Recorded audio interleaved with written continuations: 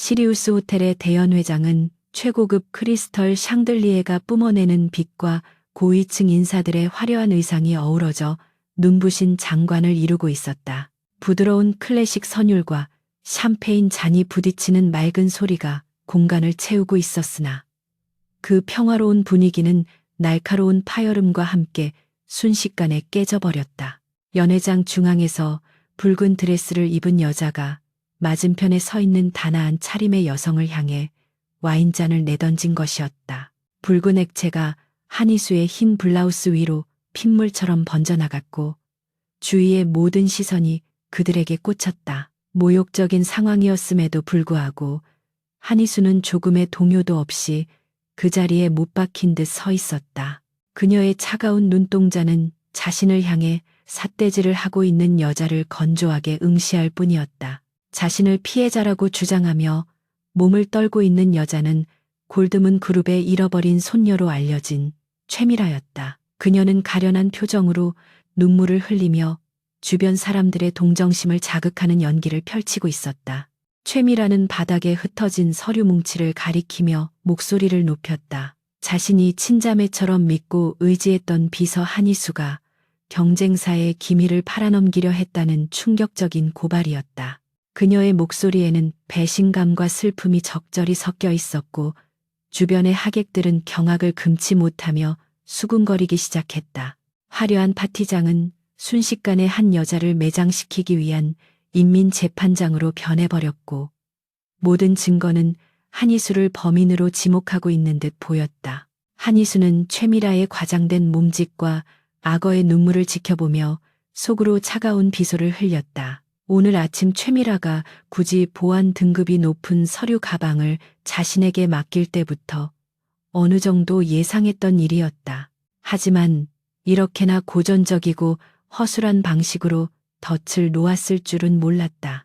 바닥에 떨어진 서류들은 겉보기에는 중요 기술 도면처럼 보였지만 자세히 들여다보면 이미 폐기된 프로젝트의 잔해일 가능성이 높았다. 그러나 이곳에 모인 사람들은 진실을 확인하려 들지 않을 것이다. 그들에게 중요한 것은 재벌가의 잃어버린 딸이 억울한 일을 당했다는 자극적인 스토리와 그 대척점에 서 있는 힘없는 비서의 몰락뿐이었다. 한희수는 변명을 늘어놓는 대신 침묵을 선택했다. 지금 상황에서 섣부른 말은 오히려 기름을 붓는 격이 될 것임을 너무나 잘 알고 있었기 때문이었다. 최미라는 한희수의 침묵을 죄책감이나 두려움으로 해석했는지 더욱 기세등등해져서 목소리를 높였다. 그녀는 보안 요원을 부르기 전에 한희수의 개인 소지품을 검사해야 한다고 주장했다. 추가적인 증거가 분명히 그 안에 있을 것이라는 그녀의 확신에 찬 외침의 분위기는 더욱 험악해졌다. 한희수가 거부할 틈도 없이 최미라의 측근이 다가와 한희수의 어깨에 메고 있던 클러치 백을 거칠게 낚아챘다. 가방이 뒤집히고 립스틱과 파우더 콤팩트 사이에서 은색으로 번쩍이는 USB 메모리가 바닥으로 굴러떨어졌다. 그 USB의 표면에는 경쟁사의 로고가 선명하게 박혀 있었고 그것을 본 사람들은 일제히 탄식을 내뱉으며 한희수를 향해 경멸 어린 시선을 보냈다. 완벽하게 조작된 증거였지만 상황을 뒤집기에는 너무나도 치명적인 물건이었다. 그때 연회장의 거대한 입구가 열리며 묵직한 공기의 흐름이 실내로 밀려 들어왔다. 소란스럽던 장내는 마치 찬물을 끼얹은 듯 순식간에 정적에 휩싸였다. 검은색 정장을 완벽하게 차려입은 남자가 수행원들을 거느리고 천천히 걸어 들어오고 있었다. 그는 시리우스 그룹의 총수이자 냉혈한으로 악명 높은 강도진이었다. 그의 등장은 단순히 한 명의 하객이 늘어난 것이 아니라 공간의 지배자가 나타난 것과 같은 위압감을 주었다. 강도진의 날카로운 시선은 난장판이 된 바닥과 눈물 범벅이 된 최미라, 그리고 붉은 와인으로 얼룩진 옷을 입고도 꼿꼿이 서 있는 한희수를 차례로 훑었다. 그의 표정에는 분노도 놀라움도 없었으나 그 무미 건조함이 오히려 주변 사람들의 숨통을 조여왔다. 최미라는 강도진을 보자마자 기회를 잡았다는 듯이 그에게 달려가 매달렸다. 그녀는 강도진의 팔을 잡으려 했으나 그의 차가운 눈빛에 막혀 주춤거리며 물러섰다. 대신 그녀는 울먹이는 목소리로 한희수의 악행을 고발하기 시작했다. 우리 회사의 미래가 걸린 프로젝트를 이 여자가 팔아넘기려 했다는 말과 함께 자신이 얼마나 큰 충격을 받았는지 구구절절 늘어놓았다. 그녀는 강도진이 정의로운 심판자가 되어 한희수를 처단해 주기를 기대하는 눈치였다. 강도진은 최미라의 말을 듣는 둥 마는 둥 하며 천천히 한희수 앞으로 걸어갔다. 그의 구두굽 소리가 대리석 바닥을 울릴 때마다 사람들의 긴장감은 고조되었다. 과연 업계에서 가장 무자비하다고 소문난 그가 배신자를 어떻게 처리할지 모두가 숨죽여 지켜보았다. 강도진은 한희수의 코앞에서 걸음을 멈추고 그녀를 내려다보았다. 그의 큰 키와 넓은 어깨는 한희수의 시야를 완전히 가릴 정도로 위협적이었다. 그는 바닥에 떨어진 USB를 구둣발로 툭 건드리며 낮고 굵은 목소리로 물었다. 이것이 네가 한 짓이냐는 짧은 질문이었다. 한희수는 고개를 들어 강도진의 깊고 어두운 눈동자를 똑바로 마주 보았다. 보통 사람이라면 그의 기세에 눌려 시선을 피하거나 무릎을 꿇고 용서를 빌었겠지만 한희수는 달랐다. 그녀는 눈 하나 깜빡이지 않고 단호한 어조로 대답했다. 제가 한 일이 아닙니다. 하지만 회장님께서 이미 결론을 내리셨다면 제 변명은 소용없을 것입니다. 그녀의 대답은 당돌함을 넘어 오만하게 들릴 수도 있었으나 그 눈빛만큼은 흔들림 없이 맑고 강인했다. 강도진의 입가에 미세한 움직임이 스쳐 지나갔다. 그것이 흥미인지 비웃음인지 알아차리기 힘들 만큼 찰나의 순간이었다. 그는 최미라가 기대했던 것처럼 불같이 화를 내거나 보안팀을 불러 한희수를 끌어내라고 소리치지 않았다. 대신 그는 바닥에 떨어진 서류 한 장을 집어들고 잠시 내용을 훑어보았다. 전문적인 지식이 없는 사람들에게는 중요한 기밀처럼 보였겠지만 강도진의 눈에는 그저 조잡하게 짜깁기 된 데이터 덩어리로 보일 뿐이었다. 그는 서류를 다시 바닥에 떨어뜨리며 차갑게 식은 눈으로 최미라를 응시했다. 최미라는 순간적으로 등골이 서늘해짐을 느꼈지만 애써 미소를 지으며 강도진의 동의를 구하려 했다. 그러나 강도진은 그녀에게 단 한마디의 말도 건네지 않고 다시 한희수에게로 시선을 돌렸다. 따라와. 강도진이 내뱉은 말은 짧고 명료했다. 그는 한희수의 팔을 잡거나 강제로 끌지 않았지만 그 말 한마디에는 거부할 수 없는 절대적인 명령권이 담겨 있었다. 좌중은 예상치 못한 전개에 술렁이기 시작했다. 경찰에 넘기지도 않고 즉결 해고를 통보하지도 않은 채 직접 데리고 나가겠다는 것은 전례가 없는 일이었다. 최미라는 당황하여 강도진을 불러 세우려 했으나 강도진의 수행원들이 그녀의 앞을 가로막았다. 강도진은 뒤도 돌아보지 않고 연회장 출구를 향해 걸음을 옮겼고 한희수는 잠시 망설이는 듯 했으나 이내 입술을 굳게 다물고 그의 뒤를 따랐다. 붉은 와인 자국이 선명한 그녀의 뒷모습은 패배자의 것이라기보다는 전장으로 향하는 전사의 그것처럼 비장해 보였다. 호텔 로비 앞에는 이미 강도진의 전용 리무진이 대기하고 있었다. 운전기사가 뒷문을 열자 차가운 밤 공기가 두 사람 사이를 스치고 지나갔다. 강도진이 먼저 차에 올랐고 한희수가 그 뒤를 따라 탑승했다. 육중한 문이 닫히며 외부의 소음이 완전히 차단되자 차 안에는 숨막히는 침묵만이 감돌았다. 한희수는 젖은 블라우스가 피부에 달라붙는 불쾌한 느낌을 참으며 창밖을 응시했다. 그녀는 지금 자신이 어디로 끌려가는지 알 수 없었지만 적어도 경찰서는 아닐 것이라는 직감이 들었다. 강도진은 그녀에게 해명을 요구하지도 화를 내지도 않은 채 그저 태블릿 PC를 꺼내 업무를 보고 있을 뿐이었다. 마치 옆에 앉은 여자가 산업 스파이 혐의를 받고 있는 죄인이라는 사실을 잊은 듯한 태도였다. 차는 도심을 벗어나 인적이 드문 외곽 도로를 달리기 시작했다. 가로등 불빛이 드문드문 이어지는 어두운 도로 위에서 한희수는 복잡한 머릿속을 정리하려 애썼다. 최미라의 함정은 조잡했지만 타이밍이 완벽했다. 내일 있을 이사회에서 자신의 입지를 굳히기 위해 경쟁자인 한희수를 제거하려 한 것이 분명했다. 한희수는 자신의 결백을 증명할 방법들을 머릿속으로 시뮬레이션해 보았지만 지금 당장은 모든 정황 증거가 불리했다. 무엇보다 강도진이 이 사건을 어떻게 이용하려는지 파악하는 것이 급선무였다. 그는 철저하게 이익에 따라 움직이는 사업가였다. 그가 자신을 구해준 것이 아니라면 분명 더 큰 대가를 받아내기 위해 자신을 어딘가로 데려가는 것일 터였다. 한참을 달리던 차가 속도를 줄이며 거대한 철제 대문 앞에 멈춰섰다. 숲속 깊은 곳에 자리 잡은 이 저택은 지도에도 나오지 않는 강도진만의 은밀한 요새였다.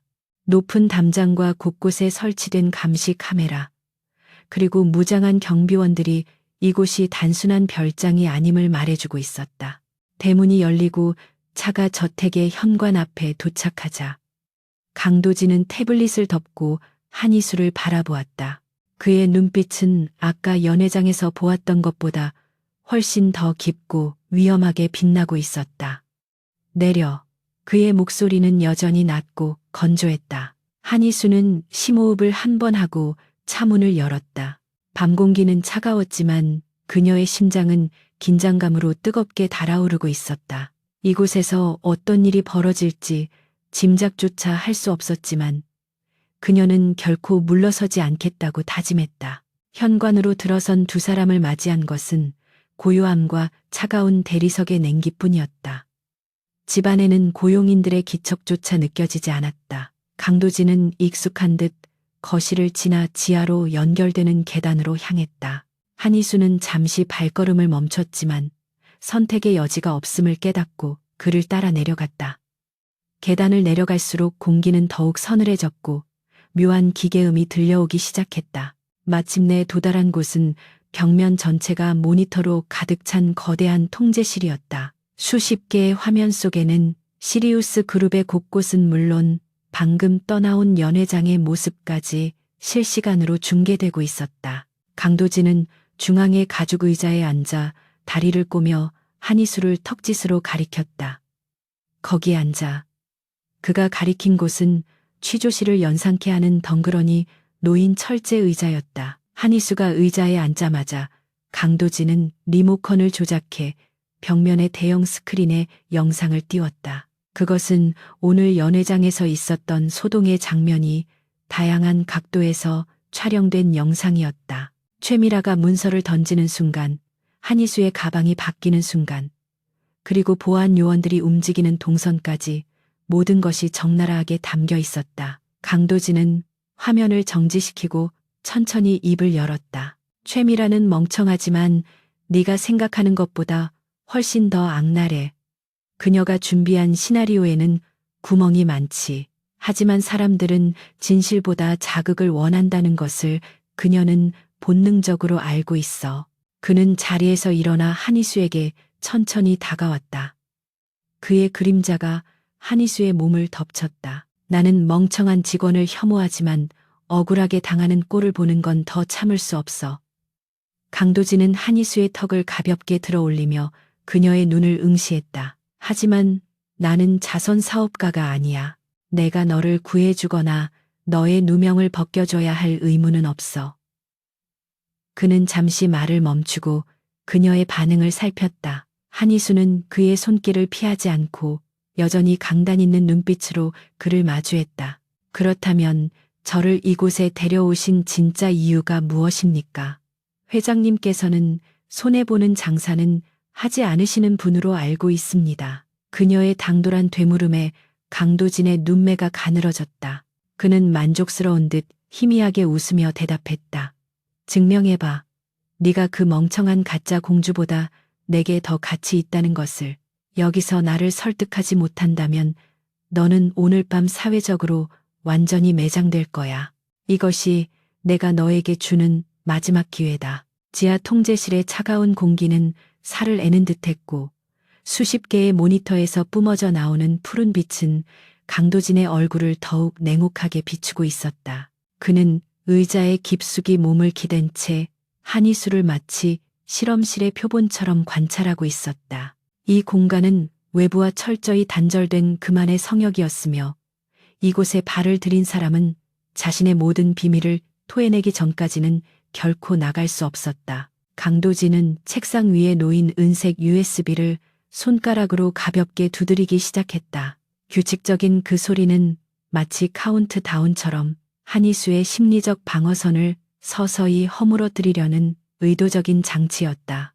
그는 침묵을 무기로 사용할 줄 아는 남자였고 그 침묵 속에서 상대방이 스스로 공포에 질려 무너지기를 기다리고 있었다. 보통의 경우라면 이미 울음을 터뜨리며 살려달라고 애원했겠지만 눈앞의 여자는 달랐다. 한희수는 등 뒤로 식은땀이 흐르는 것을 느끼면서도 표정만큼은 흐트러짐 없이 유지하려 안간힘을 쓰고 있었다. 그녀는 강도진이 원하는 것이 단순한 자백이 아니라 그녀의 한계점을 시험하는 것임을 본능적으로 알아차렸다. 눈앞의 스크린에는 연회장에서 그녀가 모욕당하던 순간이 반복해서 재생되고 있었지만 그녀는 수치심 대신 화면 속의 디테일에 집중했다. 최미라가 그녀에게 다가오던 각도와 웨이터가 지나가던 타이밍, 그리고 가방이 바퀴치기 당했을 것으로 추정되는 사각지대까지 그녀의 눈은 빠르게 데이터를 분석하고 있었다. 감정에 호소하는 것은 이 냉혈한 총재에게 통하지 않을 전략이었다. 오직 논리와 팩트만이 이 상황을 타개할 수 있는 유일한 열쇠라는 것을 그녀는 지난 수년간의 비서 생활을 통해 뼈저리게 체득하고 있었다. 강도진이 마침내 무거운 입을 열어 정적을 깼다.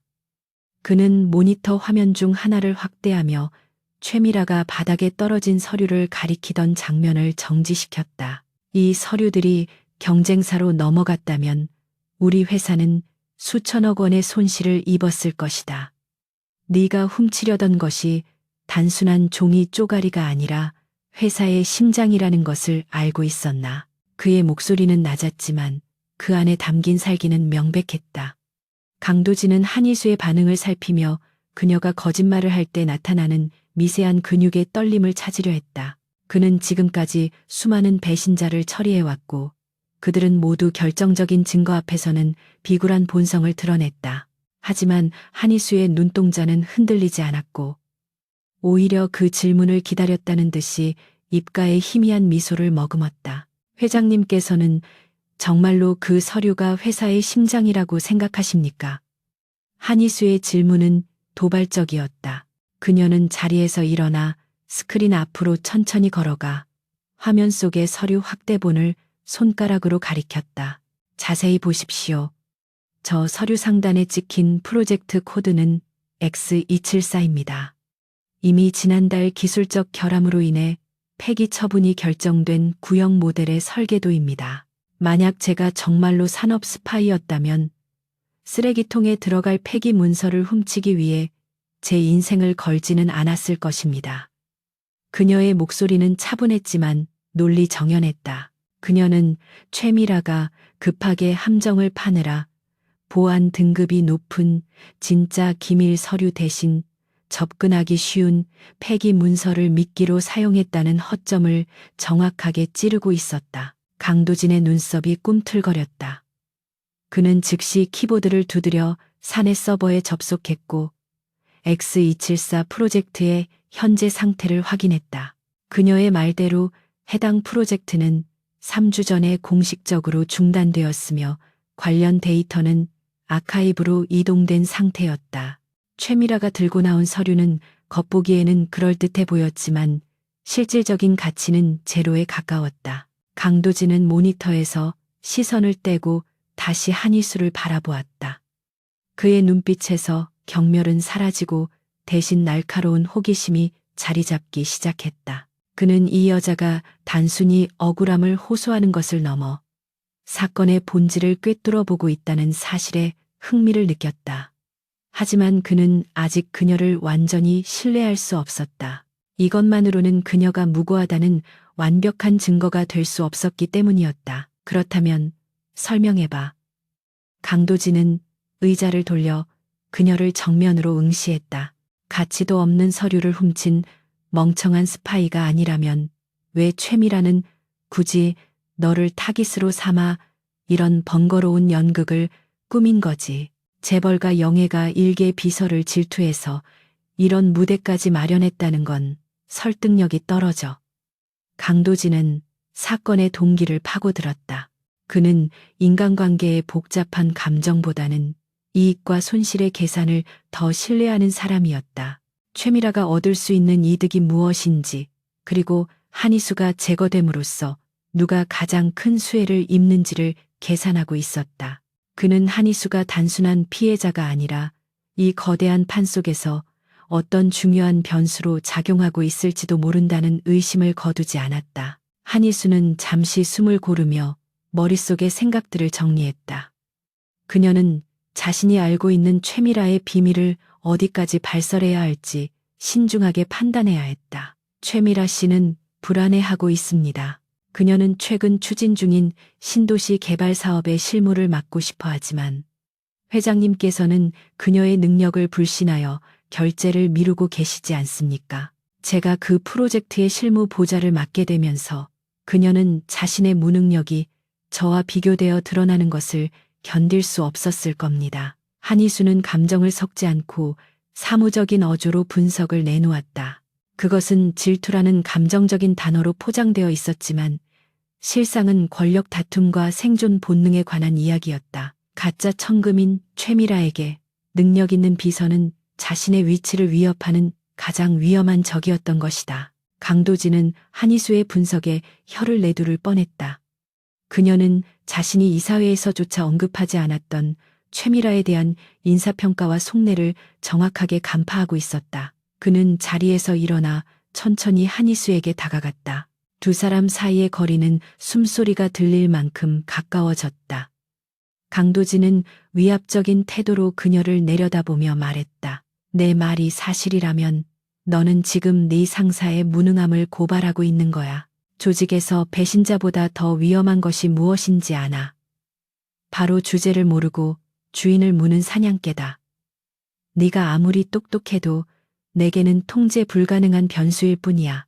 강도진은 그녀를 벼랑 끝으로 몰아세우며 마지막 반응을 살폈다. 하지만 통제할 수 없는 변수가 때로는 판을 뒤집는 조커가 되기도 합니다. 한희수는 물러서지 않고 그의 눈을 똑바로 쳐다보며 대꾸했다. 회장님은 효율성을 최고의 가치로 여기시는 분입니다. 저를 해고하고 최미라 씨의 연극에 장단을 맞춰주는 것은 회장님께 손해입니다. 저는 억울한 누명을 쓰고 쫓겨나는 비련의 여주인공이 될 생각이 없습니다. 제 결백을 증명하고 회장님께 진짜 이득을 가져다 줄 수 있는 기회를 주십시오. 그녀의 제안은 대담하다 못해 뻔뻔하게 들릴 정도였다. 그러나 강도진은 그 당돌함이 싫지 않았다. 겁에 질려 우는 여자들 사이에서 자신의 가치를 증명하겠다며 거래를 제안하는 여자는 그녀가 처음이었다. 강도진은 피식 웃음을 터뜨렸다. 그 차가운 웃음소리가 지하실을 울렸다. 좋아, 내 계산이 맞는지 확인해 보도록 하지. 하지만 명심해. 만약 네가 가져온 결과가 내 기대에 미치지 못한다면 그때는 사회적 매장 정도로 끝나지 않을 거야. 나는 내 시간을 낭비하게 만든 대가를 아주 혹독하게 치르게 하는 사람이니까. 그는 다시 책상으로 돌아가 서랍에서 새로운 태블릿 PC 하나를 꺼내 한희수에게 던지듯 건넸다. 그 안에는 암호화된 파일들이 가득했다. 이것을 풀어봐. 최미라가 그토록 숨기고 싶어하는 이중 장부의 원본 파일이다. 네가 정말로 능력 있는 사냥개라면 냄새를 맡을 수 있겠지. 한희수는 태블릿을 받아들고 화면을 켰다. 복잡한 암호 코드가 화면을 가득 채우고 있었지만 그녀의 눈은 두려움 대신 전의로 불타오르고 있었다. 이것은 강도진이 그녀에게 건네는 첫 번째 시험이자 동시에 최미라를 무너뜨릴 수 있는 치명적인 무기였다. 그녀는 근처의 의자를 끌어당겨 앉은 뒤 익숙한 손놀림으로 코드를 분석하기 시작했다. 강도진은 팔짱을 낀 채 그녀의 빠른 손놀림을 지켜보았다. 그의 눈에는 이제 의심 대신 기묘한 기대감이 서려 있었다. 오늘 밤이 지나면 시리우스 그룹의 판도가 바뀔지도 모른다는 예감이 들었다. 가짜 천금의 어설픈 계산은 이미 무너지기 시작했고 진짜 게임은 이제 막 시작된 셈이었다. 지하 통제실의 시계는 새벽 2시를 향해 가고 있었지만 두 사람 사이의 팽팽한 긴장감은 조금도 줄어들지 않았다. 한희수의 손가락이 키보드 위를 춤추듯 움직일 때마다 화면의 붉은 경고창들이 하나둘씩 녹색으로 바뀌어갔다. 강도진은 그녀가 작업에 몰두하는 모습을 보며 이 여자가 단순한 비서 이상의 능력을 숨기고 있음을 확신했다. 그녀의 과거 기록은 너무나 평범해서 오히려 의심스러웠다. 어쩌면 그녀 역시 최미라와는 다른 의미에서 가면을 쓰고 있는 것일지도 몰랐다. 하지만 지금 그에게 중요한 것은 그녀의 정체가 아니라 그녀가 가진 칼날의 예리함이었다. 그 칼날이 자신의 적을 향하고 있는 한그는 기꺼이 그녀의 손을 잡아줄 용의가 있었다. 마침내 한희수가 엔터키를 강하게 누르자 화면에 복잡한 회계 장부들이 쏟아져 나왔다. 최미라가 유령 회사를 통해 빼돌린 자금의 흐름이 적나라하게 드러난 순간이었다. 한희수는 고개를 들어 강도진을 바라보았다. 그녀의 이마에는 땀방울이 맺혀 있었지만 눈빛만은 승리감으로 빛나고 있었다. 보십시오. 이것이 최미라 씨가 저를 제거해야만 했던 진짜 이유입니다. 강도진은 화면을 훑어보며 만족스러운 듯 고개를 끄덕였다. 그의 입가에 비로소 진정한 의미의 미소가 떠올랐다. 그것은 사냥감의 목덜미를 문맹수의 미소와 닮아 있었다. 이제 진실을 확인했으니 대가를 치르게 해줘야겠군. 그의 목소리는 여전히 차가웠지만 그 안에는 한희수를 향한 인정이 담겨 있었다. 두 사람의 위험한 동맹은 그렇게 차가운 지하 밀실에서 맺어졌다. 지하 통제실의 거대한 스크린에 띄워진 이중장부의 데이터는 그 자체로 최미라를 파멸시킬 수 있는 핵폭탄급 증거였다. 강도진은 화면을 응시하던 시선을 거두고 의자 등받이에 몸을 깊숙이 기댔다. 그는 눈앞에 앉은 여자가 단순한 비서가 아니라는 사실을 인정해야만 했다. 보통의 경우라면 자신의 무고함을 증명하는 것만으로 안도하며 눈물을 흘렸을 테지만 한희수는 거기서 멈추지 않았다. 그녀는 이 증거를 무기로 삼아 더 큰 그림을 그리고 있었다. 강도진은 테이블 위에 놓인 만년필을 집어들고 천천히 돌리며 입을 열었다. 너의 능력은 증명되었다. 하지만 이 장부만으로는 부족해. 최미라는 꼬리 자르기에 능한 집안의 딸이다. 이 정도 횡령은 실무자의 실수로 덮어씌우고 빠져나갈 구멍을 만들어 두었을 거야. 그는 냉정하게 현실을 지적하며 한희수의 다음 수를 기다렸다. 한희수는 강도진의 지적에 동의한다는 듯 고개를 끄덕였다. 그녀 역시 최미라의 교활함을 과소평가하지 않고 있었다. 회장님 말씀대로입니다. 그녀는 법적인 책임은 피할지 모릅니다. 하지만 제가 원하는 것은 그녀의 법적 처벌이 아니라 그녀가 가진 힘의 원천을 끊어버리는 것입니다. 한희수는 자리에서 일어나 지도 데이터가 띄워진 다른 모니터 앞으로 걸어갔다. 그녀가 가리킨 곳은 시리우스 그룹과 경쟁사가 치열하게 다투고 있는 항만 개발 예정지였다. 최미라가 지금 사활을 걸고 있는 프로젝트가 바로 이겁니다. 그녀는 이 사업권을 따내서 그룹 내 후계자 구도를 굳히려 하고 있습니다. 하지만 그녀가 모르는 치명적인 결함이 이 프로젝트에 숨어 있습니다. 한희수의 눈빛은 확신에 차 있었고 그 자신감은 근거 없는 오만이 아니었다. 강도진의 눈매가 날카로워졌다. 항만 개발 사업은 그 역시 눈독을 들이고 있던 건이었지만 리스크가 커서 보류해둔 상태였다. 그런데 일개 비서가 그 프로젝트의 결함을 알고 있다고 말하고 있었다. 무슨 뜻이지? 강도진의 짧은 물음에 한희수는 침착하게 설명을 이어갔다. 최미라 씨가 입수한 지질 조사 데이터는 조작된 것입니다. 실제로는 집안이 약해 대규모 물류센터를 짓기에 부적합합니다. 제가 최미라 씨의 지시로 현장 실사를 갔을 때 원본 데이터를 따로 백업해 두었습니다. 만약 최미라 씨가 이 사실을 모른 채 입찰에 성공한다면 착공과 동시에 천문학적인 손실을 보게 될 것이고 그것은 곧 골드문 그룹의 재정 위기로 이어질 것입니다. 그녀의 설명은 완벽했다. 그녀는 단순히 적으로부터 도망치는 것이 아니라 적을 스스로 멸망의 구렁텅이로 밀어넣을 계획을 세우고 있었다. 재미있군. 강도진은 입가에 비릿한 미소를 지었다. 그는 자리에서 일어나 한희수의 옆으로 다가갔다. 두 사람은 나란히 서서 모니터 속의 지도를 내려다보았다. 이제 두 사람의 관계는 신문자와 피의자가 아니라 거대한 사냥을 앞둔 공범자에 가까워져 있었다. 강도진은 한희수에게서 묘한 동질감을 느꼈다. 감정에 휘둘리지 않고 철저하게 이익과 손익을 따져 움직이는 방식이 자신과 닮아 있었다. 그렇다면 제안을 하지. 강도진이 낮게 속삭였다. 네가 가진 그 원본 데이터를 내게 넘겨. 그리고 최미라가 그 함정에 제 발로 걸어 들어가도록 유도해. 대가는 무엇을 원하지? 그의 질문은 직설적이었고 한희수는 망설임 없이 대답했다. 저를 짓밟으려 했던 그 사람들에게 제가 누구인지 똑똑히 보여주는 것입니다. 그리고 제 잃어버린 명예를 되찾는 것입니다. 거래는 성사되었다. 하지만 강도진은 신중한 성격답게 아직 확인해야 할 것이 남아 있었다. 그는 다시 메인 스크린으로 시선을 돌려 연회장의 CCTV 영상을 띄웠다. 미래의 복수도 중요하지만 당장 내 발목을 잡고 있는 현재의 누명부터 벗겨야겠지. 네가 범인이 아니라면 진짜 범인이 이 영상 안에 있을 거다. 두 사람은 어깨가 닿을 듯 가까운 거리에서 모니터를 들여다보기 시작했다. 수백 명의 하객이 오가는 혼란스러운 파티장에서 결정적인 순간을 찾아내는 것은 모래사장 바늘 찾기와 같았다. 그러나 한희수의 기억력은 비상했다. 그녀는 특정 시간대를 지목하며 영상을 돌려달라고 요청했다. 9시 15분 웨이터가 샴페인을 들고 제 곁을 지나갔을 때입니다. 그때 아주 잠깐 시야가 가려졌습니다.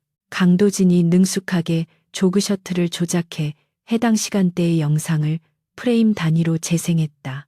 화면 속에서 한희수가 최미라와 대화를 나누는 사이 턱시도를 입은 한 웨이터가 쟁반을 높이 들어 교묘하게 카메라의 사각지대를 만들고 있었다. 그리고 그 찰나의 순간 웨이터의 다른 손이 한희수의 가방 쪽으로 빠르게 움직이는 잔상이 포착되었다. 화질이 좋지 않아 얼굴을 식별하기는 어려웠지만 명백한 바꿔치기 장면이었다. 찾았다. 강도진의 목소리에 희미한 희열이 서려 있었다. 그는 즉시 영상 분석팀에게 해당 웨이터의 동선을 추적하라는 명령을 내리기 위해 시스템을 조작했다.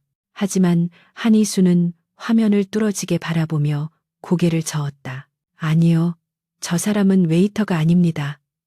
손목에 찬 시계를 보세요. 강도진이 화면을 확대하자 웨이터의 손목에 채워진 고가의 명품 시계가 희미하게 드러났다.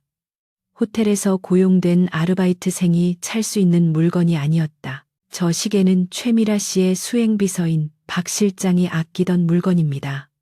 한정판이라서 제가 기억하고 있습니다. 한희수의 예리한 관찰력에 강도진은 다시 한번 감탄했다. 최미라는 자신의 최측근을 웨이터로 변장시켜 현장에 투입할 만큼 이 계획에 공을 들였던 것이다. 이것으로 모든 퍼즐이 맞춰졌다. 횡령 증거, 조작된 프로젝트, 그리고 누명을 씌운 하수인까지 이제 반격을 위한 모든 탄환이 준비되었다. 강도진은 키보드에서 손을 떼고 한희수를 돌아보았다. 긴장이 풀린 탓인지 그녀의 얼굴에는 그제야 짙은 피로감이 드리워져 있었다. 새벽 4시가 넘어가고 있었다. 지하 통제실의 인공적인 조명 아래서 시간 감각은 무뎌져 있었지만 인간의 체력에는 한계가 있었다. 강도진은 벽면의 인터폰을 눌러 사용인에게 간단한 식사와 갈아입을 옷을 준비하라고 지시했다. 한희수는 괜찮다고 사양하려 했지만 꼬르륵거리는 배꼽 시계가 그녀의 말을 무색하게 만들었다. 강도진은 피식 웃으며 통제실 한쪽에 마련된 휴게 공간을 가리켰다. 먹고 좀 쉬어도 쓰러진 파트너를 데리고 전쟁터에 나갈 수는 없으니까. 그의 말투는 여전히 퉁명스러웠지만 그 안에 담긴 배려는 한희수에게 낯선 따뜻함을 주었다. 그녀는 그제야 긴장이 탁 풀리며 다리에 힘이 빠지는 것을 느꼈다. 잠시 후 사용인이 가져온 트레이에는 따뜻한 수프와 샌드위치, 그리고 부드러운 소재의 셔츠와 슬랙스가 놓여 있었다. 한희수는 음식을 먹으며 강도진을 훔쳐보았다. 그는 여전히 모니터 앞에서 무언가를 지시하고 데이터를 확인하느라 바빴다. 세상 사람들은 그를 냉혈한이라고 불렀고 그녀 또한 그렇게 생각했었다. 하지만 오늘 밤 겪은 그는 단순히 차가운 사람이 아니라 자신의 울타리 안에 들어온 것에 대해서는 확실하게 책임을 지는 사람이었다. 비록 그 울타리 안에 들어가는 조건이 까다롭고 혹독할지라도 한번 신뢰를 얻으면 가장 강력한 아군이 되어주는 남자였다. 한희수는 따뜻한 수프를 넘기며 묘한 안도감을 느꼈다. 어쩌면 이 위기가 인생 최고의 기회가 될지도 모른다는 예감이 들었다. 식사를 마친 한희수는 옷을 갈아입고 소파에 잠시 몸을 뉘었다. 잠들 생각은 없었지만 극도의 긴장과 안도가 교차하면서 순식간에 수마가 덮쳐왔다. 강도진은 규칙적인 숨소리가 들려오자 작업을 멈추고 고개를 돌렸다. 소파에서 새우잠을 자고 있는 여자의 얼굴은 깨어있을 때의 도끼 어린 모습과는 달리 순하고 연약해 보였다. 그는 자리에서 일어나 자신의 재킷을 벗어 그녀에게 덮어주었다. 평소에 그라면 상상도 할 수 없는 행동이었다. 강도진은 잠든 그녀의 얼굴을 잠시 내려다보다가 다시 자신의 자리로 돌아갔다. 그는 그녀가 깨어나기 전까지 최미라의 목을 조일 완벽한 올가미를 완성해야 했다. 이 여자가 내준 숙제를 완벽하게 처리하는 것이 파트너로서의 예의일 테니까. 몇 시간 뒤 아침 해가 떠오르며 지하 통제실의 조명이 자동으로 조절되었다. 한희수는 눈을 뜨자마자 낯선 천장에 당황했지만 곧 자신의 어깨에 덮인 남자의 재킷을 보고 지난밤의 일들을 떠올렸다. 그녀는 재킷을 조심스럽게 개어놓고 주위를 둘러보았다. 강도진은 이미 말끔하게 씻고 면도까지 마친 상태로 커피를 마시고 있었다. 그의 모습에서는 밤샘의 흔적을 전혀 찾아볼 수 없었다. 일어났나? 이제 출근해야지. 전장으로. 강도진은 컵을 내려놓으며 짧게 말했다. 그의 목소리에는 다시금 총재로서의 위엄과 냉철함이 깃들어 있었다. 한희수 역시 옷매무새를 다듬고 비서의 전문적인 태도로 돌아왔다. 그녀의 눈빛은 어젯밤보다 훨씬 더 단단해져 있었다. 두 사람은 다시 리무진에 올랐다. 차창 밖으로 스쳐 지나가는 아침 풍경은 평화로워 보였지만 그들이 향하는 곳은 폭풍의 눈 한가운데였다. 강도진은 이동하는 차 안에서 한희수에게 오늘 하루의 스케줄과 작전을 브리핑했다. 오늘 오전 임원 회의에서 최미라가 그 프로젝트 건을 정식으로 발의할 거야. 우리는 그 자리에서 그녀를 띄워줄 거다. 최대한 높이. 그래야 떨어질 때 더 처참하게 부서질 테니까. 강도진의 계획은 잔인하리만큼 철저했다. 한희수는 고개를 끄덕이며 태블릿에 필요한 자료들을 정리했다. 그녀는 이제 단순히 억울한 피해자가 아니었다. 강도진이라는 거대한 칼을 쥔 집행자였다. 차가 회사 로비에 도착했을 때 수많은 취재진이 진을 치고 있었다. 최미라가 미리 언론에 정보를 흘린 것이 분명했다. 기자들은 강도진의 차를 발견하고 벌떼처럼 몰려들었다. 플래시 세례가 쏟아지는 가운데 운전기사가 문을 열었다. 강도진이 먼저 내리고 그 뒤를 이어 한희수가 모습을 드러냈다. 사람들은 산업 스파이 혐의를 받는 비서가 총재의 차에서 함께 내리는 장면에 경악하며 웅성거렸다. 질문이 빗발쳤지만 강도진은 한 손으로 기자들을 제지하며 한희수의 어깨를 감싸 안았다. 그리고 보란 듯이 당당하게 로비를 가로질러 걸어갔다. 그것은 무언의 선전포고였다. 내 사람은 내가 지킨다는 강력한 메시지이자 앞으로 벌어질 피 튀기는 전쟁의 서막이었다. 한희수는 수많은 카메라 앞에서 고개를 숙이지 않았다. 그녀는 강도진의 옆에서 앞만 보고 걸었다. 이제 가짜 천금의 계산을 무너뜨릴 시간이 왔다. 시리우스 그룹의 본사 건물은 아침부터 팽팽한 긴장감에 휩싸여 있었다. 강도진 회장이 산업 스파이 혐의를 받고 있는 한희수와 함께 출근했다는 소식은 순식간에 사내 메신저를 통해 퍼져나갔고 주가는 요동치기 시작했다. 그러나 이 혼란을 가장 즐기고 있는 사람은 아이러니하게도 사건의 원흉인 최미라였다. 그녀는 최고층 임원실에서 창밖을 내려다보며 회심의 미소를 짓고 있었다. 그녀의 눈에는 강도진의 행동이 한희수를 감싸는 것이 아니라 공개적인 처형을 위해 잠시 옆에 두는 것으로만 보였다. 그녀는 자신의 완벽한 시나리오에 도취되어 있었고 이제 눈엣 가시 같은 한희수가 사라진 자리를 자신이 차지할 일만 남았다고 믿었다. 그녀는 비서에게 전화를 걸어 승리를 자축하기 위한 샴페인을 준비하라고 지시하며 오만함을 드러냈다. 최미라의 폭주는 그치지 않고 더욱 대담해졌다. 그녀는 한희수가 관리하던 프로젝트 팀원들을 회의실로 소집해 그들을 쥐잡듯이 몰아세웠다. 기존의 신중하고 체계적이던 업무 프로세스는 그녀의 기분에 따라 즉흥적으로 변경되었고 이에 반발하는 팀장은 그 자리에서 대기 발령 조치를 당했다. 최미라는 자신이 골드문 그룹의 후계자라는 배경을 등에 업고 마치 여왕처럼 군림하려 들었다. 그녀는 특히 강도진이 보류해 두었던 항만 개발 사업 서류를 꺼내들고 당장 진행하라며 목소리를 높였다. 실무진들이 집안 약화와 예산 초과 문제를 조심스럽게 제기했지만 그녀는 그들의 조언을 무능함으로 치부하며 묵살해버렸다. 그녀에게 중요한 것은 타당성 검토가 아니라 하루빨리 가시적인 성과를 내어 자신의 입지를 굳히는 것뿐이었다. 같은 시각 한희수는 화려한 임원실이 아닌 본사 지하 3층에 위치한 문서 보관실에 머물고 있었다. 대외적으로는 징계 대기 중인 직원의 유배지로 알려진 곳이었지만 실상은 강도진이 마련해준 가장 안전한 작전 기지였다. 먼지 쌓인 서류 박스들로 가득 찬 이곳은 외부의 시선과 도청으로부터 자유로웠으며 강도진은 이곳의 최고 사양의 서버를 비밀리에 설치해 주었다. 한희수는 낡은 책상 앞에 앉아 모니터 불빛에 의지한 채 최미라의 과거 행적을 집요하게 파고들고 있었다. 그녀의 손가락은 쉴 새 없이 키보드를 두드렸고 화면에는 골드문 그룹 일가의 가계도와 최미라의 학창시절 기록들이 어지럽게 펼쳐졌다. 그녀는 최미라가 주장하는 잃어버린 손녀라는 타이틀 뒤에 숨겨진 거대한 균열을 찾아내기 위해 고군분투하고 있었다.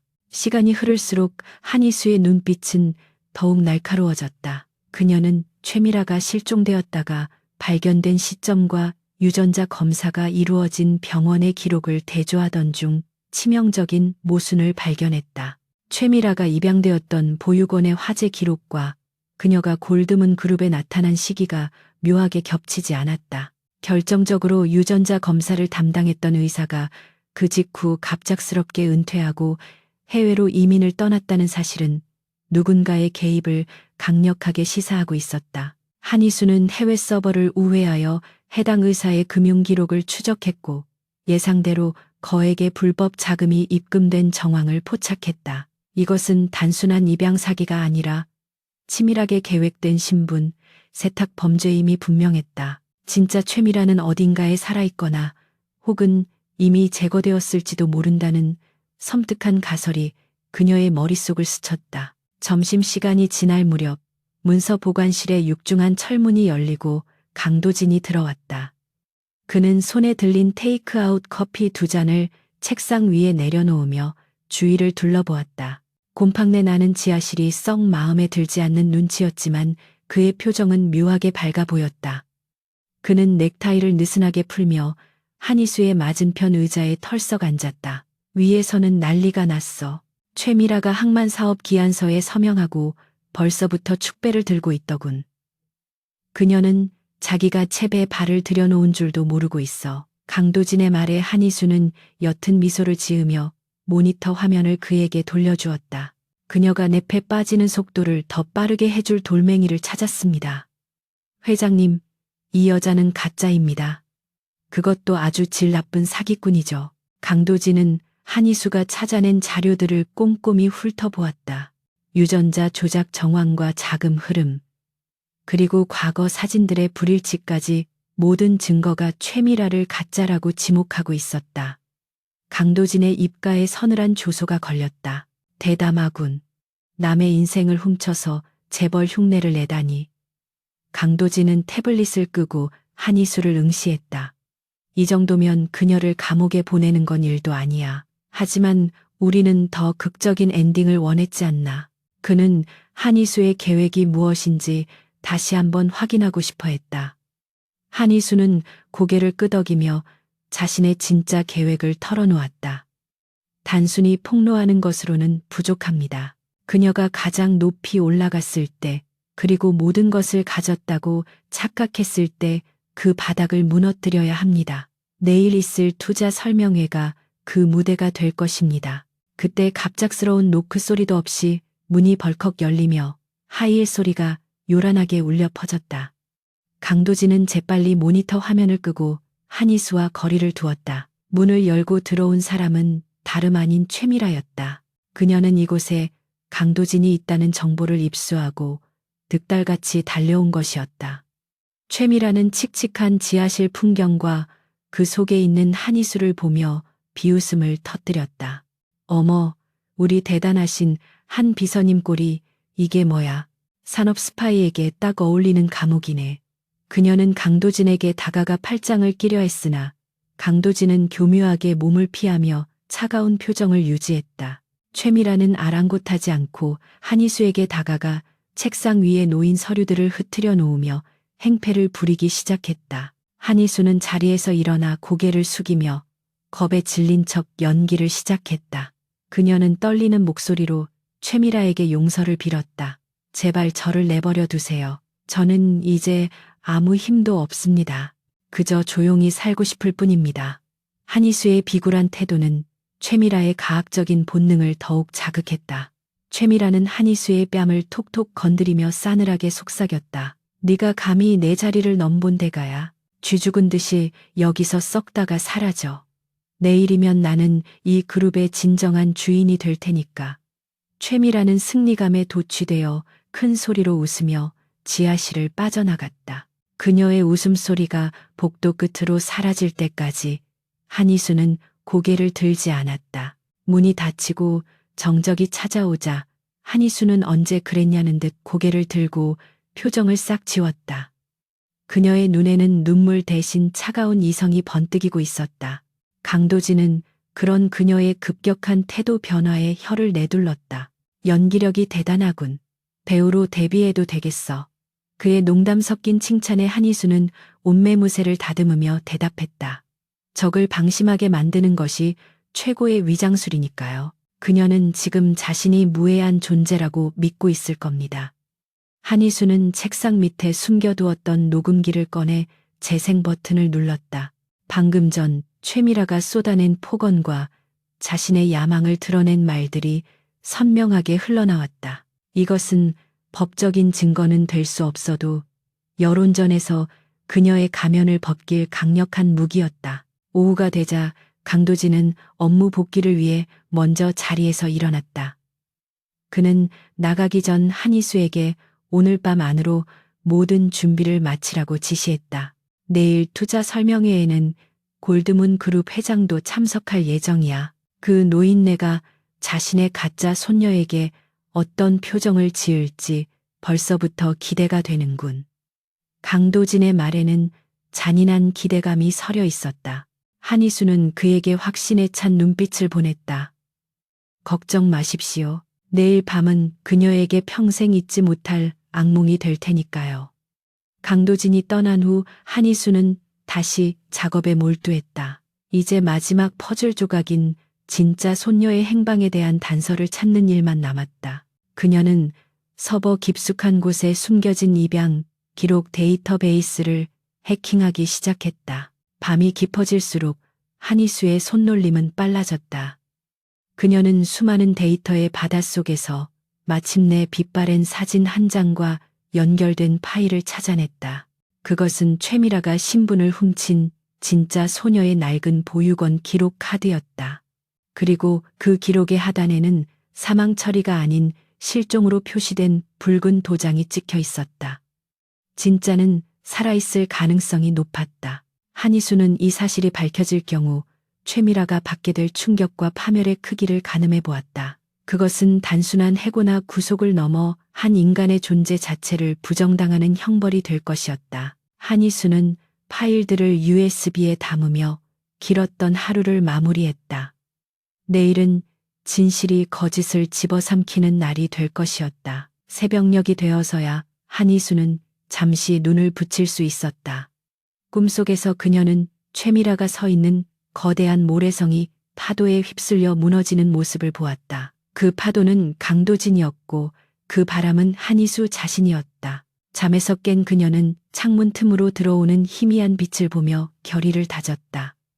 오늘은 결전의 날이었다. 그녀는 강도진이 미리 준비해둔 정장을 갈아입고 거울 앞에 섰다. 거울 속의 여자는 더 이상 쫓겨난 비서가 아니었다. 그녀는 진실을 밝히는 심판자였고 악을 처단하는 집행자였다. 그녀는 USB를 주머니 깊숙이 챙겨 넣고 지하실 문을 열었다. 복도 끝에서 강도진이 그녀를 기다리고 있는 모습이 보였다. 두 사람은 말없이 서로를 바라보며 고개를 끄덕였다. 이제 사냥을 끝낼 시간이었다. 폭우가 쏟아지는 밤하늘은 칠흑같이 어두웠고 도시의 외곽에 위치한 재개발 예정 지구는 을씨년스러운 분위기를 자아내고 있었다. 가로등조차 제대로 켜지지 않은 좁은 골목길은 미로처럼 얽혀 있어 차가 진입하기 어려웠다. 강도진은 진흙탕의 구두가 더러워지는 것을 개의치 않고 앞장서 걸었고 한희수는 우산을 받쳐들고 그 뒤를 따랐다.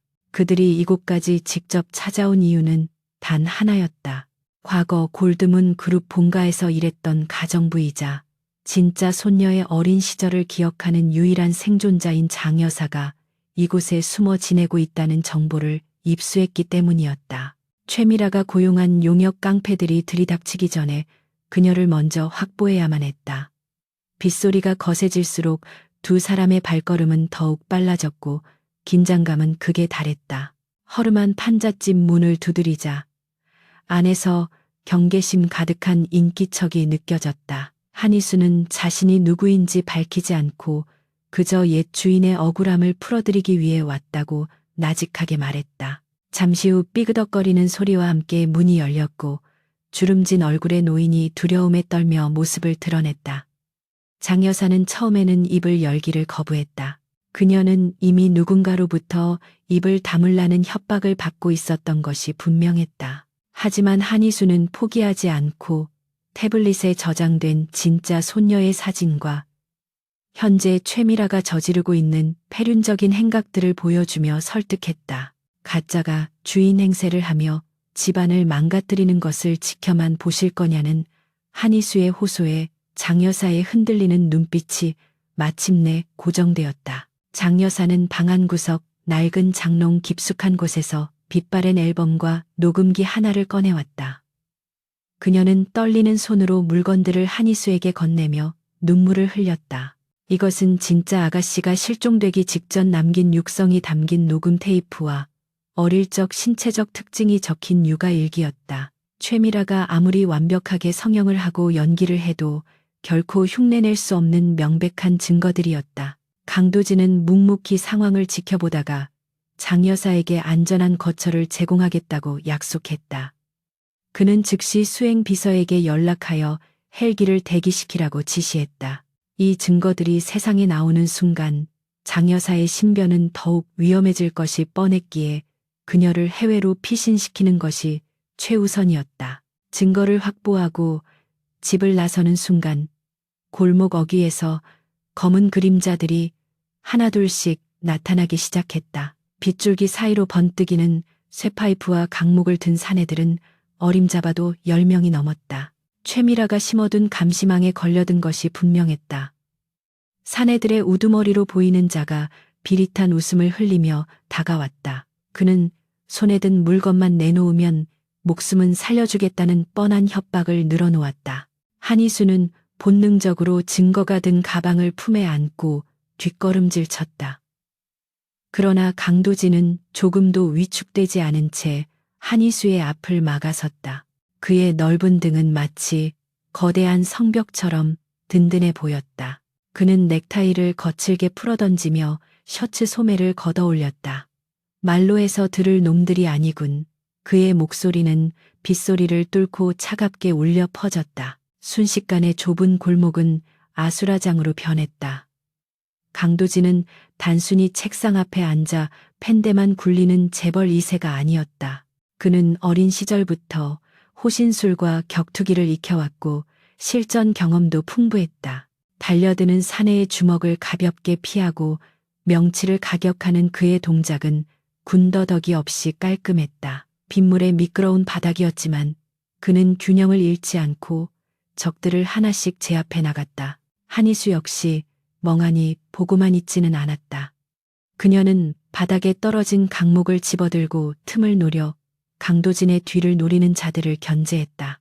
비명과 타격음이 빗소리에 묻혀 기괴한 화음을 만들어냈다. 그러나 수적 열쇠는 어쩔 수 없는 현실이었고 시간은 그들의 편이 아니었다. 격렬한 난투극 도중 한 사내가 교묘하게 강도진의 시선을 피해 한희수를 향해 쇠파이프를 휘둘렀다. 피할 곳이 없었던 한희수는 질끈 눈을 감았다. 둔탁한 타격음과 함께 고통이 찾아와야 했지만 대신 그녀를 감싸 안은 묵직한 무게감이 느껴졌다. 눈을 뜨자 강도진이 그녀를 품에 안은 채 고통스러운 표정으로 한쪽 팔을 부여잡고 있었다. 그가 자신의 몸을 날려 한희수에게 가해질 공격을 대신 받아낸 것이었다. 회장님, 한희수의 비명 섞인 외침에 강도진은 이를 악물며 괜찮다는 신호를 보냈다. 그의 흰 셔츠 소매 위로 붉은 피가 배어 나오기 시작했지만 그의 눈빛은 오히려 더 살기등등하게 타올랐다. 감히 내 사람에게 손을 대다니. 그의 분노는 폭발 직전이었다. 그때 멀리서 경찰차의 사이렌 소리와 함께 강도진의 경호팀 차량들이 골목 입구에 도착했다. 전조등 불빛이 골목을 비추자 깡패들은 당황하며 뿔뿔이 흩어졌다. 강도진은 도망가는 그들을 쫓지 않고 곧장 한희수의 상태부터 살폈다. 다친 데 없나? 자신의 팔에서 피가 뚝뚝 떨어지고 있음에도 그는 오직 한희수의 안위만을 걱정하고 있었다. 한희수는 왈칵 쏟아지려는 눈물을 참으며 고개를 끄덕였다. 그녀는 서둘러 자신의 스카프를 풀어 그의 상처 부위를 지혈했다. 차가운 빗속에서도 그의 체온은 뜨겁게 느껴졌다. 두 사람 사이에는 말로 설명할 수 없는 깊은 유대감이 형성되고 있었다. 그것은 단순한 비즈니스 파트너를 넘어선 생사를 함께한 전우애이자 그 이상의 감정이었다. 경호팀의 호의를 받으며 리무진에 오른 두 사람은 젖은 몸을 닦으며 숨을 골랐다. 차 안의 따뜻한 공기가 얼어붙은 몸을 녹여주었지만 한희수의 마음은 여전히 무거웠다. 그녀는 구급 상자를 꺼내 강도진의 상처를 소독하며 죄책감 어린 목소리로 말했다. 죄송합니다. 저 때문에 회장님께서 다치셨습니다. 제가 조금 더 주의했어야 했는데. 그녀의 떨리는 손길을 느끼며 강도진은 반대쪽 손으로 그녀의 손을 부드럽게 잡았다. 사과할 필요 없어. 내가 원해서 한 일이다. 그리고 계산적인 이야기만 하자면 중요한 증인을 확보했으니 이 정도 상처는 싼값이지. 그는 짐짓 태연한 척 농담을 던졌지만 그 눈빛은 한희수를 안심시키려는 배려로 가득 차 있었다. 치료를 마친 한희수는 강도진의 옆모습을 물끄러미 바라보았다. 찢어진 셔츠와 헝클어진 머리카락, 그리고 붕대를 감은 팔은 그가 겪은 치열한 사투를 증명하고 있었다. 평소에 완벽하고 냉철한 모습과는 거리가 멀었지만 지금 이 순간 그 어떤 때보다 인간적이고 믿음직스러워 보였다. 강도진은 창밖을 응시하며 나직하게 말했다. 내일이면 모든 것이 끝날 거야. 최미라가 그토록 원하던 무대에서 그녀를 가장 비참하게 끌어내려 줄 거다. 네가 흘린 눈물과 내가 흘린 피값을 톡톡히 받아내야지. 그의 말에는 서리빨 같은 결기가 서려 있었다. 한희수는 말없이 고개를 끄덕이며 주먹을 꽉 쥐었다. 이제 망설임은 사라졌다. 오직 처절한 응징만이 남았을 뿐이었다. 차는 빗길을 뚫고 다시 도심으로 향했다. 강도진은 피로가 몰려오는지 잠시 눈을 감았지만 한희수의 손을 잡은 손만은 놓지 않았다. 한희수 역시 그 손을 뿌리치지 않고 조용히 자신의 체온을 나누었다. 밖은 여전히 폭풍우가 몰아치고 있었지만 차 안은 고요하고 평화로웠다.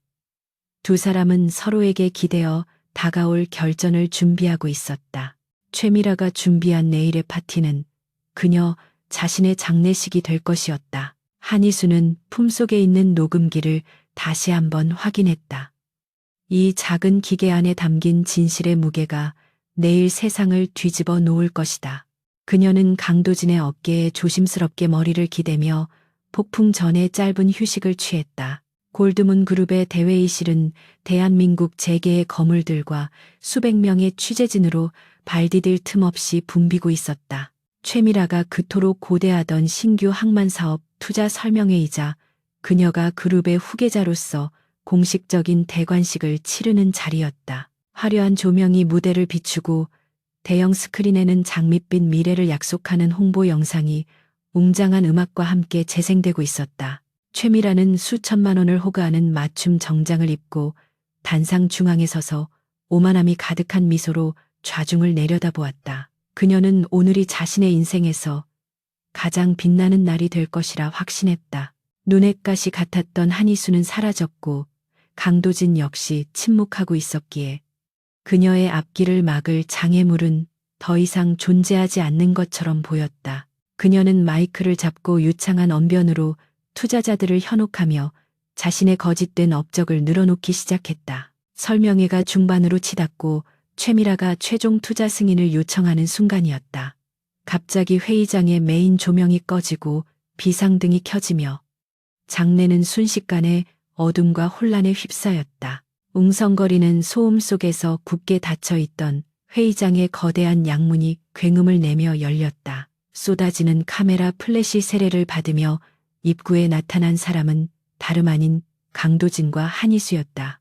강도진은 붕대를 감은 팔을 재킷 속에 감추고 있었지만 그 뿜어져 나오는 위압감은 여전했고 그 옆에 선 한희수는 더 이상 숨어 지내던 도망자가 아니었다. 그녀는 당당하게 고개를 들고 단상을 향해 걸어왔다. 죽은 줄 알았던 혹은 도망친 줄 알았던 두 사람의 등장에 최미라의 얼굴은 경악으로 하얗게 질렸고 쥐고 있던 마이크가 손에서 미끄러질 뻔했다. 강도진은 경호원들의 제지를 눈빛 하나로 제압하며 단상 아래까지 걸어왔다.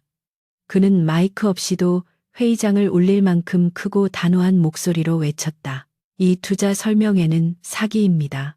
시리우스 그룹은 골드문 그룹의 이번 프로젝트에 대해 전면적인 재검토를 요청함과 동시에 중대한 범죄 사실을 고발하기 위해 이 자리에 섰습니다.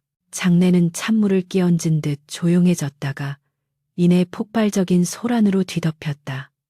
최미라는 떨리는 목소리로 보안 요원을 부르며 소리쳤다. 당장 저 미친 사람들을 끌어내세요. 산업 스파이가 감히 여기가 어디라고 나타나.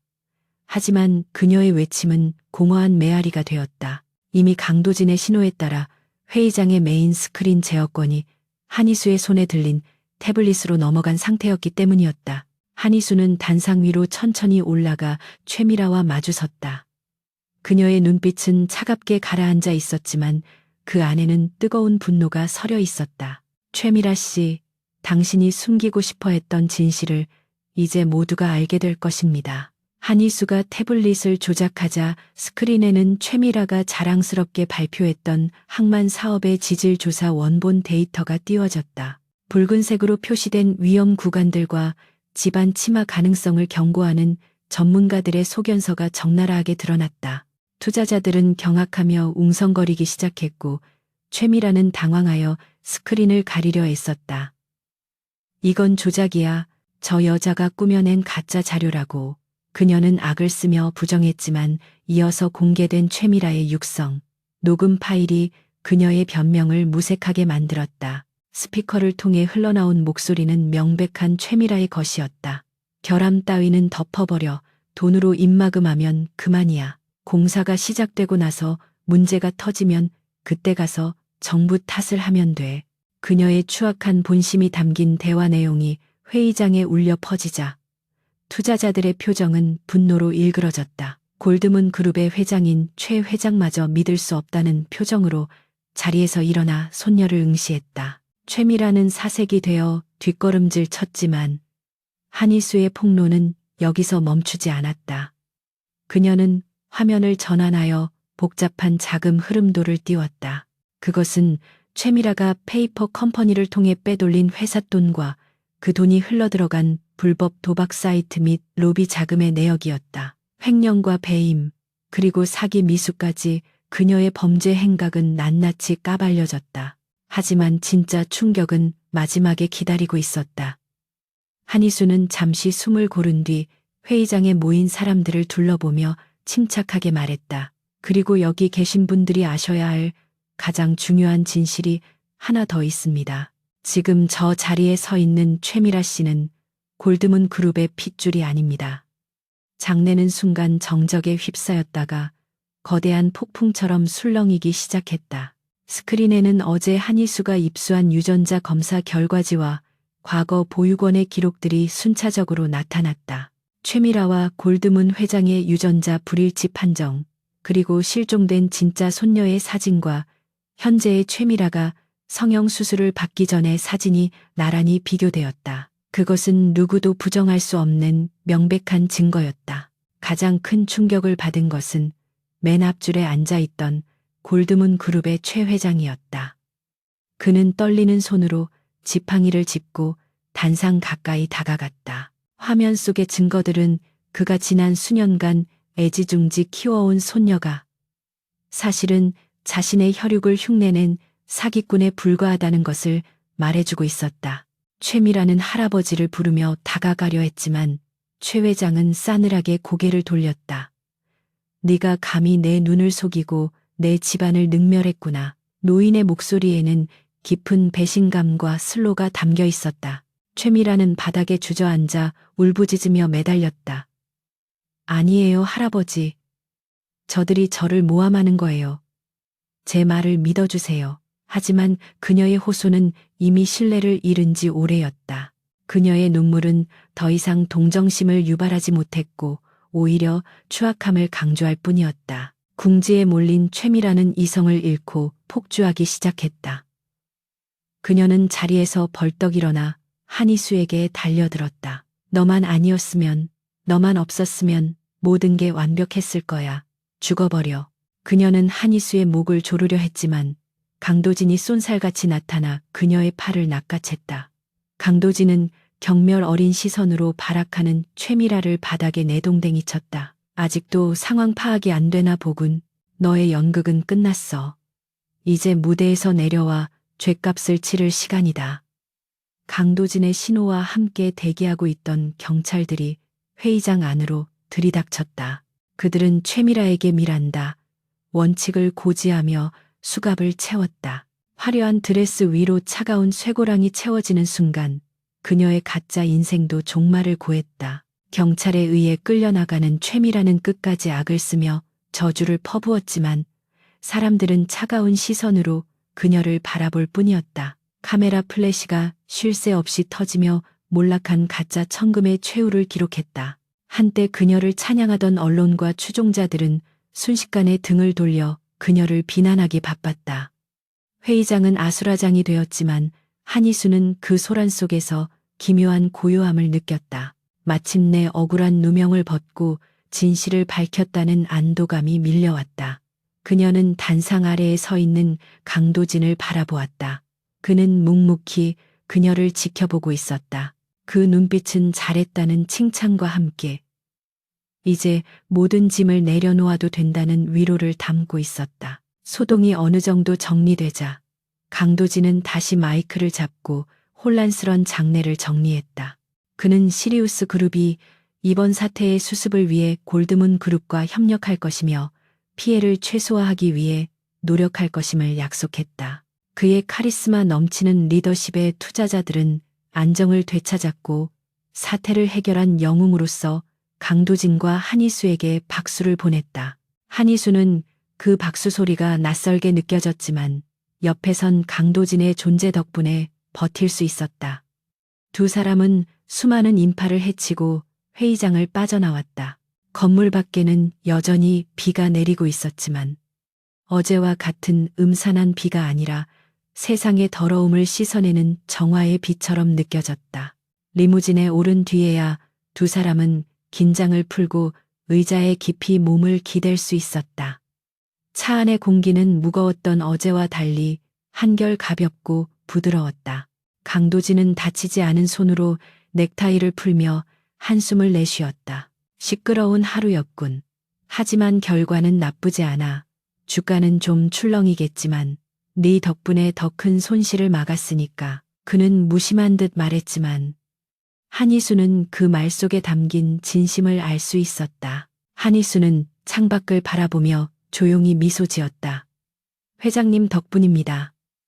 저 혼자였다면 결코 여기까지 올 수 없었을 겁니다. 그녀의 말에 강도진은 고개를 돌려 그녀를 빤히 바라보았다. 아니, 너였기에 가능했다.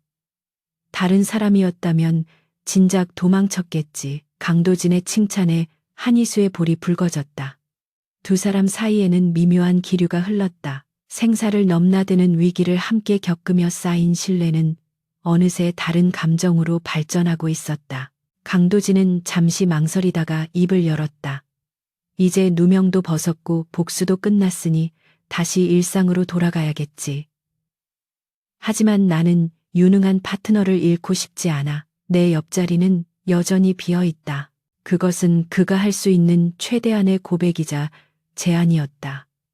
한희수는 그의 뜻을 알아차리고 가슴이 뛰는 것을 느꼈다. 그녀는 바로 대답하지 않고 그저 그를 바라보며 깊은 눈빛을 보냈다. 대답은 말하지 않아도 이미 전해지고 있었다. 차는 빗길을 뚫고 강도진의 자택으로 향했다. 이제 더 이상 숨을 필요도 도망칠 필요도 없었다. 하지만 두 사람에게는 아직 확인해야 할 감정과 정리해야 할 이야기들이 남아 있었다. 강도진은 운전기사에게 집이 아닌 다른 곳으로 가자고 지시했다. 그곳은 며칠 전 그들이 처음으로 서로의 진심을 확인했던 그 비밀스러운 공간이었다. 한희수는 의아한 표정으로 그를 쳐다보았지만 강도진은 희미하게 웃으며 말했다. 아직 남은 계산이 있어. 네가 내 목숨을 구해준 대가도 치러야 하고 우리가 시작한 일을 제대로 마무리해야지. 한희수는 그의 말에 동의하듯 고개를 끄덕였다. 밤은 깊어가고 있었지만 두 사람의 시간은 이제 막 시작되고 있었다. 최미라가 일으킨 희대의 사기극이 막을 내리고 몇 달이라는 시간이 흘렀지만 세상은 여전히 그 충격적인 사건을 이야기하고 있었다. 골드문 그룹은 대대적인 쇄신 작업을 거치며 잃어버린 신뢰를 회복하기 위해 안간힘을 쓰고 있었고 가짜 손녀 행세를 했던 최미라는 법정 최고형을 구형받아 차가운 철창 신세를 지게 되었다. 반면 억울한 누명을 쓰고 매장당할 뻔했던 한희수는 이제 업계에서 가장 유능하고 강단 있는 인물로 재평가받고 있었다.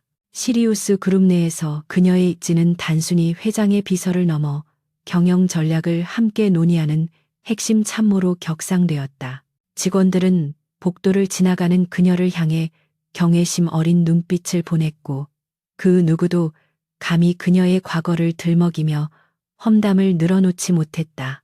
폭풍이 지나간 자리에 남은 것은 폐허가 아니라 더 단단하게 다져진 새로운 질서였다.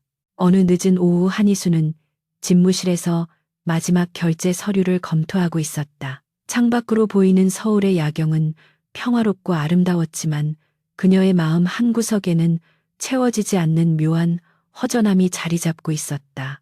사건 이후 강도진과 그녀는 눈코 뜰 새 없이 바쁜 나날을 보내며 공적인 파트너로서 완벽한 호흡을 자랑했지만 사적인 감정을 나눌 여유는 좀처럼 갖지 못했다. 그때 인터폰이 울리고 강도진의 낮고 굵은 목소리가 들려왔다. 오늘 일정은 이것으로 마무리하지. 지금 주차장으로 내려와.